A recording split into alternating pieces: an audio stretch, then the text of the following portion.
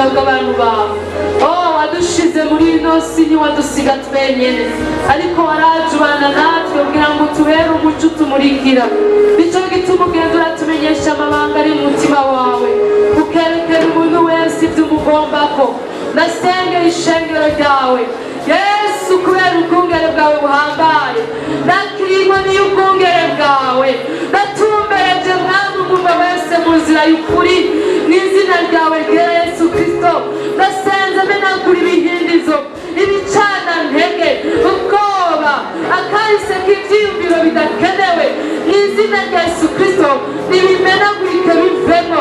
Ariko ndatuye inkomezi zo kukwizigira, ndatuye inkomezi zo kumenya ibikorwa byawe. Ndasengeye guhindurwa, ndasengeye guhinduka mu izina ryawe rya Yesu Kristo. Ibyiyumviro by'ibicana ntege byazanywe n'umubi, byazanywe n'ubuzima umuntu yabonye, ndasenze ngo bihinduke by'ukuri mwami. Ntagira ushushanywa n'ibyagezemo, ntagira ushushanywa n'ibyo arabisha amaso, ariko umwe wese ahabwa imfungurwa ziva mu ijuru kugira ngo ahinduke icyatwa gihambaye gikoreshwa n'Imana muri ino si, pour le salut du monde, kugira ngo haboneke agakiza, ugutabarwa, ukwirumva, ukugirirwa neza ku buzima bw'umuntu ku giti ciwe, ubuzima bw'umuryango wiwe, ubuzima bw'ahabaye, ubuzima bwo ku kazi wiwe, ubuzima bw'abagenzi biwe, ubuzima bw'ishengero ry'Imana, ubuzima bw'igihugu, ubuzima bwa Afurika, ubuzima bw'amahanga. Ukuri Imana ishobora kudutuma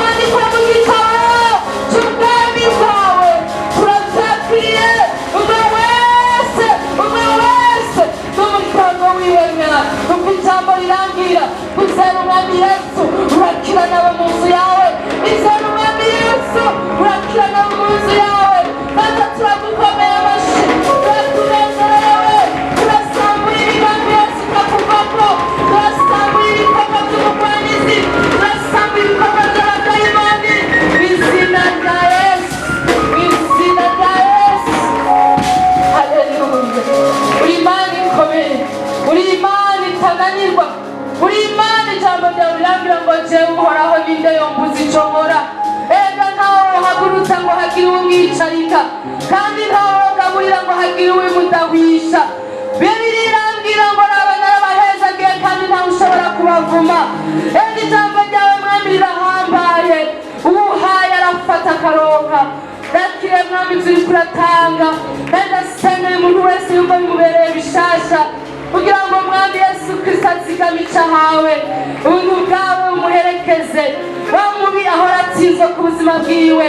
Twavyumvise ko ari umunyakibi turamwangiye ndatuye inkizo yawe ndatuye ububasha bwakuzuye mu bapfuye ngo bugerere mu bantu bawe bubatabare bakure ku imitwaro ubirure mwami ubakure ko agahinda ubakure ku intimba ubakure ko amarushwa umwaka uzube mushasha uko nyene uzanye ibintu bishasha uzohora ari mushasha mu kwa mbere ube mushasha mu kwa kabiri ube mushasha mu kwa gatatu ube mushasha mu kwa kane ube mushasha mu kwa gatanu ube mushasha mu kwa gatandatu ube mushasha mu kwindwi ube mushasha mu kumunani ube mushasha mu kwicenda ube mushasha mu kwicumi ube mushasha mu kwicumi na rimwe ube mushasha mu kwicumi na kabiri ukwezi kose kuze kwise kuzana ubwiza butari bwabeho ku buzima bw'umuntu wawe